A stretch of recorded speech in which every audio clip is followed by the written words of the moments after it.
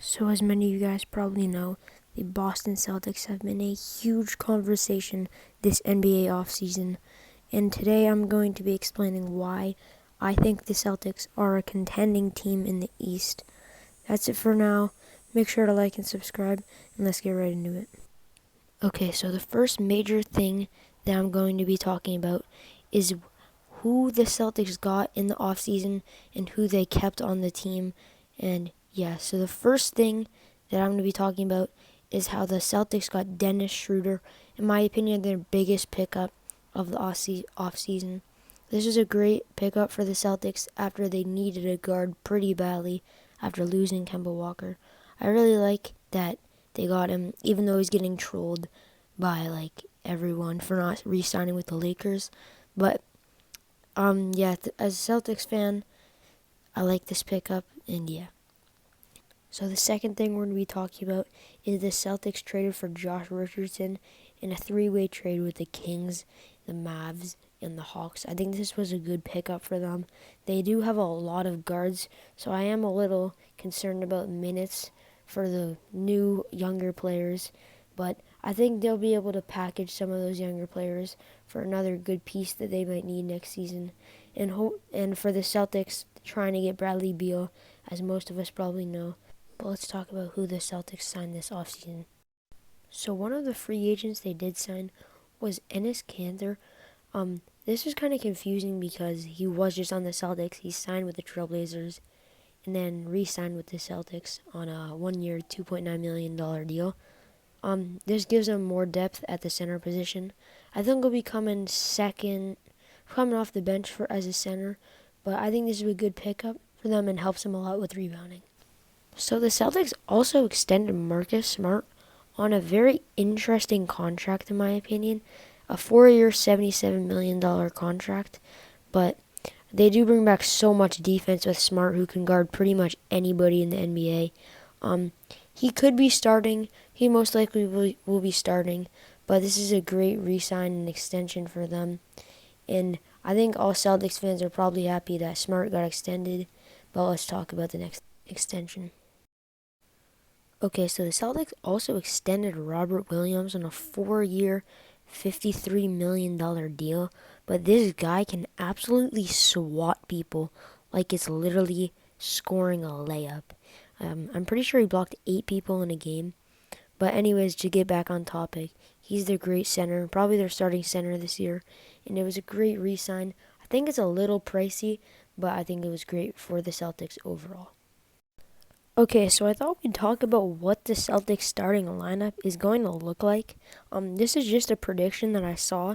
So I think it's going to be Dennis Schroeder, Josh Richardson, Jaylen Brown, Jason Tatum, and Al Horford. This starting lineup is small, but they can shoot really well. Jason Tatum's an elite shooter. I do think they'll lack a lot of rebounding because they are playing a little small ball, in my opinion. But off the bench, they have so much defense in Robert Williams, Marcus Smart. They also have more shooting like Peyton Pritchard, Aaron Nesmith. But I think this is an absolute really good starting lineup. There's going to be certain teams that they'll struggle to face, but I think this team could definitely go far. And I'm going to be explaining why the Celtics could be top 4 or 5 in the East. Okay, so I'm going to be talking about teams that I think that are a bit better than the Celtics are in the East.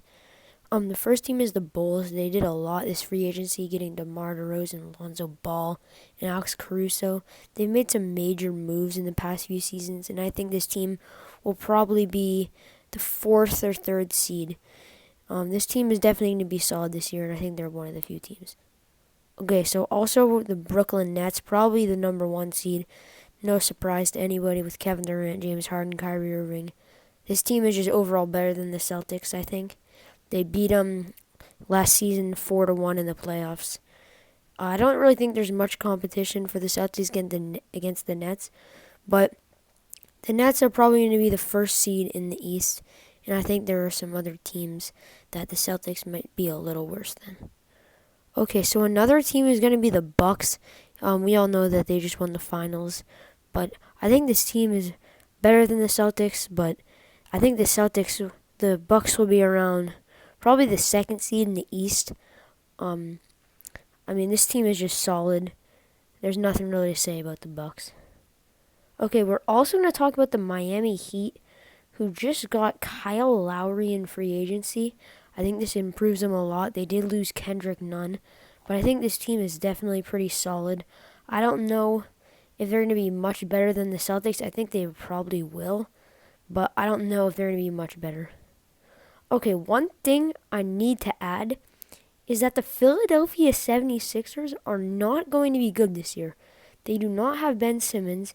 I cannot see this team being good this year. Ben Simmons wants out of the Sixers. They most likely are going to trade him.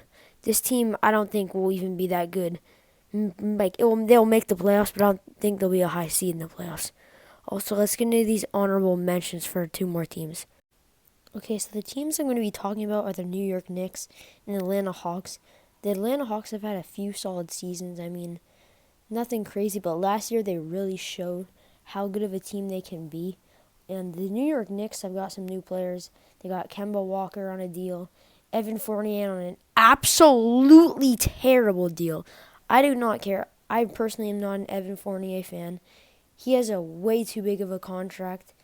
And, I mean, these teams are both going to be good. I can see these being like the 5, the 6, or the 7 seeds. Okay, so why I think the Celtics are a top team in the East is because they have a lot of depth. They also have defense.